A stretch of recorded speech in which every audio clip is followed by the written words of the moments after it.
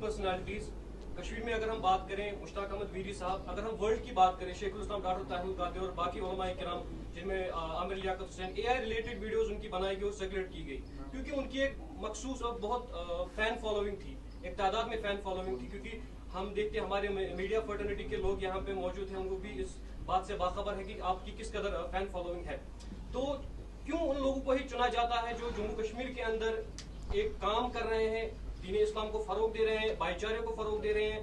या कारवान इस्लामी की अगर हम बात करें, ड्रग्स एल्कोहलिक लॉबी जिसके खिलाफ कारवान इस्लामी बात की, आपने खुद भी बहुत सारे नौजवानों, ऐसे नौजवानों को जो ड्रग्स में मुब्तला थे, शराब में मुब्तला थे, उनको आपने वापस रास्ते पे लाया। क्या वो लॉबी इसके पीछे तो काम नहीं कर रही है कि आपका नाम डिफेम करने के लिए आपको रोक या मिंबरों पर ऐसी ऐसी चीजें बोली जा रही हैं, मस्जिदों में ऐसी ऐसी चीजें आपके खिलाफ बोली? मैं आपके सवाल को समझ गया। देखिए बेटा, सलाह ये है कि ये मेरे लिए कोई नई बात नहीं है कि अगर कोई फेसबुक पे कोई चुपके से किसी मुल्क से या किसी शहर से चुपके से कोई पोस्ट करता है या एडिटिंग करके कोई चीज़ डालता है। आज एआई का ज़माना है, आप सब जानते हैं कि हमारे प्राइम मिनिस्टर साहब, मैंने कुछ दिन पहले फेसबुक खोला तो वो कश्मीरी में गाना गा रहे थे, तो मैं हैरान रह गया कि ऐसा कैसे हो गया कि एक गुजराती ज़ुबान बोलने वाला आदमी कैसे कश्मीरी गाना नगमा के गा सकता है। तो ये आज आई जनरेशन में ये सब चीज़ें मुमकिन है कि किसी का सर कहीं पे लगाओ,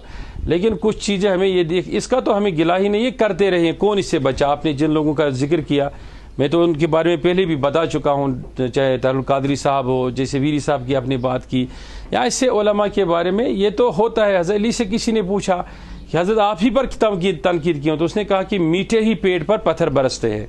तो सीधी सी बात है, हम जिस चीज़ के लिए काम कर रहे हैं कि ये मेरे लिए कोई नई बात नहीं। इससे पहले मेरे पर कितने हमले हुए सब जानते हैं कि एक बार तो ऐसा हमला हुआ कि मुझे लगा कि मैं अपनी फैमिली के बच्चों के साथ जा रहा था कि शायद यही आखिरी वक्त है, लेकिन अल्लाह ताला ने हिफाजत फरमाई।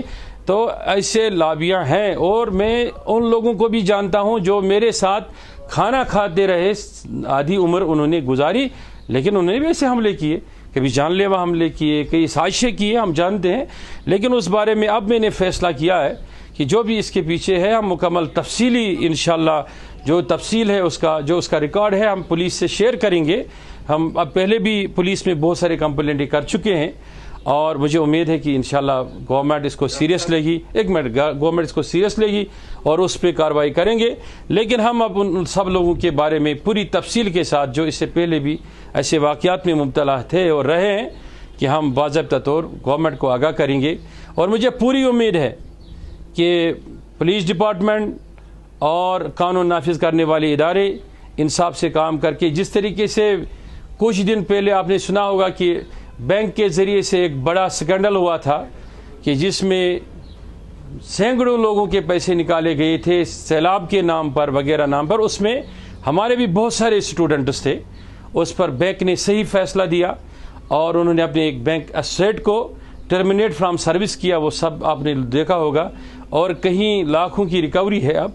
तो सीधी सी बात है, ऐसे ही बैंक की सराहना सब कर रहे हैं। हमने क्राइम को इससे पहले भी लिखा है, बैंक को लिखा था, हमारा हक है हम कानून नाफिज करने वाले इदारों को लिखे, लेकिन देखना उनका काम है। जी डॉक्टर साहब।